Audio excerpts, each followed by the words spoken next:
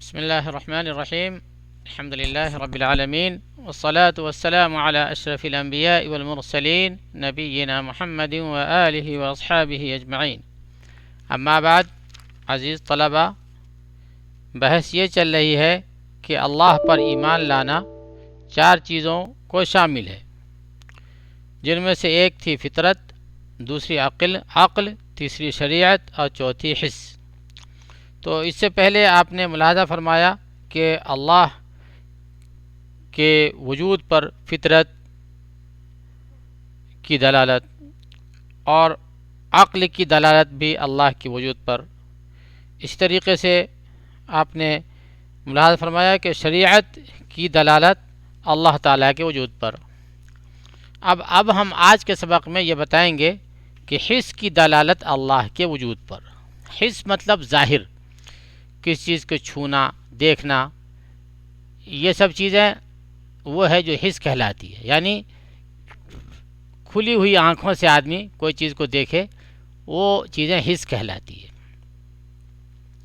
تو فرماتے ہیں کہ اس کی 2 پرکار ہے، حس کی جو ہے 2 پرکار ہے۔ فرماتے ہیں حس کی دلالت اللہ تعالیٰ کے وجود پر، اس کی 2 قسمیں ہیں، اس کے 2 قسمیں یعنی 2 پرکار کے ہیں۔ پہلی قسم، ہم سنتے اور مشاہدہ کرتے ہیں، دعا کرنے والوں کی دعا کی قبولیت اور مظلوموں اور مصیبت زدہ کی فریادوں کی سنوائی یا ان کی مدد ہوتی ہے۔ یہ ایسی قطعی اور یقینی ثبوت ہے کہ اللہ کا وجود ہے جو ان سب کی فریاد رسی کرتا ہے، نیز اس پر قرآن و سنت کی دلیلیں بھی موجود ہیں۔ مطلب بتانا یہ چاہ رہے ہیں کہ ہم دعا کرتے ہیں اور وہ دعا قبول ہو جاتی ہے۔ کوئی مظلوم مصیبت زدہ جو ہے فریاد رسی کرتا ہے، روتا ہے، گریراتا ہے، دعائیں کرتا ہے اور اس کی مدد ہو جاتی ہے۔ تو یہ کون کرتا ہے؟ یہ حالات کو کون سدھار دیتا ہے؟ یہ سب کرنے والی ذات اللہ کی ہے۔ تو فرماتے ہیں کہ اس پر قرآن و سنت سے بھی دلیلیں موجود ہیں۔ قرآن سے اعوذ باللہ من الشیطان الرجیم وَنُوحًا اِذْ نَادَى مِن قَبْلُ فَاسْتَجَبْنَا لَهُ۔ ترجمہ، نوح کے اس وقت کو یاد کیجئے جب کہ اس نے اس سے پہلے دعا کی کہ ہم نے اس کے دعا قبول فرمائی، یعنی اللہ نے ان کی دعا کو قبول فرمائی، نوح علیہ السلام کی۔ تو یہ قرآن سے ثابت ہے کہ نوح علیہ السلام کی دعا کو اللہ نے قبول فرمایا۔ تو یہ ہوئی قرآن سے اس کا ثبوت۔ اسی طریقے سے وہ حدیث پاک جو مشہور ہے کہ ایک اعرابی دیہاتی گاؤں والا جو نبی کریم صلی اللہ علیہ وسلم کے پاس اس وقت آیا جب کہ آپ صلی اللہ علیہ وسلم مسجد نبی میں خطبہ دے رہے تھے، اور کہا، اے اللہ کے رسول، اللہ سے دعا کیجئے کہ بارش نازل فرمائے۔ آپ صلی اللہ علیہ وسلم سر ممبر دعا کی اور دوران خطبہ ہی برسات شروع ہو گئی۔ یعنی وہ مشہور حدیث ہے کہ ایک صحابی اس وقت آئے جب کہ نبی کریم صلی اللہ علیہ وسلم خطبہ دے رہے تھے جمعہ کا، اور وہ کہنے لگے کہ یا رسول اللہ، جانور مرنے لگے، کھیتیاں تباہ ہو گئی، اور کہیں سے بارش کا وجود نہیں ہے، اس لیے اللہ سے دعا فرما دیں کہ بارش ہو جائے۔ یہ حدیث کا مفہوم بتا رہا ہوں میں، پوری حدیث نہیں ہے، کہ انہوں نے اس طرح سے دعائی دی اور نبی کریم صلی اللہ علیہ وسلم دعا کے لیے کہا۔ نبی کریم صلی اللہ علیہ وسلم نے دعا وہیں پہ دعا فرمایا، اور دعا فرمانا تھا کہ بارش اسی وقت شروع ہو گئی۔ حدیث میں آتا ہے کہ صحابہ فرماتے ہیں کہ میں نے اس وقت کہیں بھی بادل نہیں تھا اور بارش زوردار شروع ہو گئی آپ صلی اللہ علیہ وسلم کے دعا فرمانے کے بعد، اور اتنی بارش ہوئی کہ صحابہ فرماتے ہیں کہ ہم نے سجدے جو کیے وہ پانی میں سجدہ کیے۔ تو ابھی کچھ بھی نہیں یار، ایک بیگ بارش آ جانا نبی کریم صلی اللہ علیہ وسلم کے دعا پر، تو ظاہر ہے کہ یہ کوئی ذات ہے جو لوگوں کی سنتی ہے، جو مصیبت زدہ کی پریشانیوں کو دور کرتی ہے، اور وہی ہے اللہ۔ تو یہ اللہ کا ثبوت کے لیے یہ صحابی کا واقعہ، یہ حدیث پاک بھی ہے۔ اس کے بعد فرماتے ہیں حس کی دوسری قسم، حس کی دوسری قسم فرماتے ہیں حدیث کی حس کی دوسرا پرکار، دوسری قسم، فرماتے ہیں انبیاء کی نشانیاں جنہیں معجزات کہا جاتا ہے. انبیاء اور رسول جو ہے کچھ نشانیاں دکھاتے ہیں، ان کو بول چال میں معجزات کہا جاتا ہے، اصطلاح میں معجزات کہا جاتا ہے، جنہیں لوگوں نے دیکھا ہے یا اس کے بارے میں سنتے ہیں. یہ بھی ایسی ٹھوس دلیلیں ہیں کہ ضرور ان کو رسول بنا کر بھیجنے والے کی ذات ہمیشہ سے موجود ہے اور وہ اللہ تعالی ہی ہے.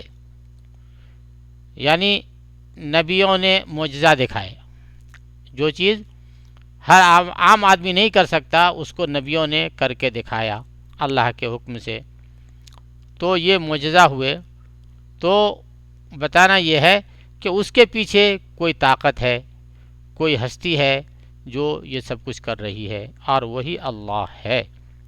فرماتے ہیں نیز یہ معجزات جو آدمی کی طاقت سے ماورا چیز ہے، انہیں اللہ تعالیٰ اپنے نبیوں اور رسولوں کے ہاتھوں ظاہر فرماتا ہے.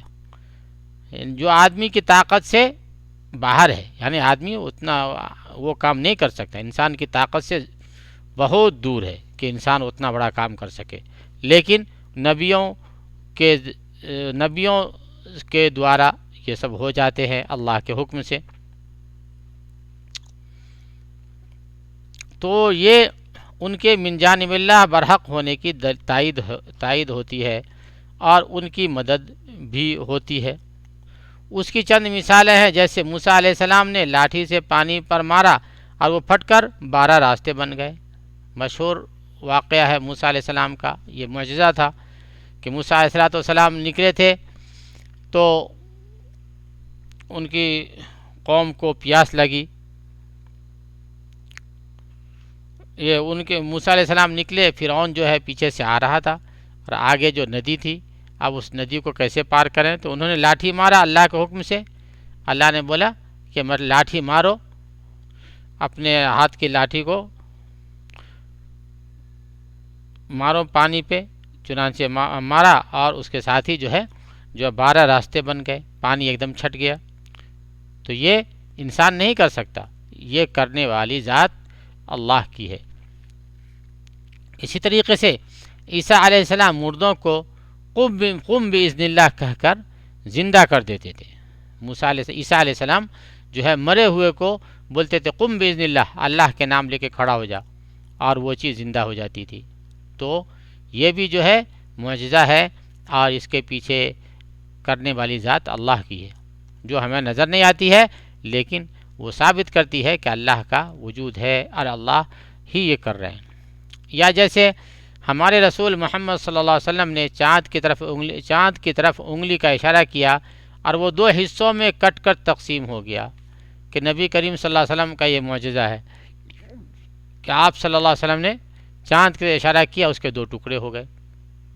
اب ظاہر ہے کہ یہ آپ صلی اللہ علیہ وسلم کی طاقت سے باہر تھا، اس کو کرنے والی ذات کوئی ہے اور وہی ہے اللہ. تو یہ بھی حس بھی ثابت کرتا ہے کہ اللہ کا وجود ہے اور اللہ ہے جو پوری دنیا، پورے سنسار کو چلا رہا ہے. تو آج ہم اسی پہ آج کا سبق مکمل کرتے ہیں. انشاءاللہ اس کے بعد ہم دوسرے سبق کو لے کے آپ کے سامنے حاضر ہوں گے. اللہ سے دعا ہے اللہ ہم سب کو سچی بات سمجھنے، عمل کرنے اور اس پہ چلنے کی توفیق نصیب فرمائے. وآخر دعوانا ان الحمد للہ رب العالمین.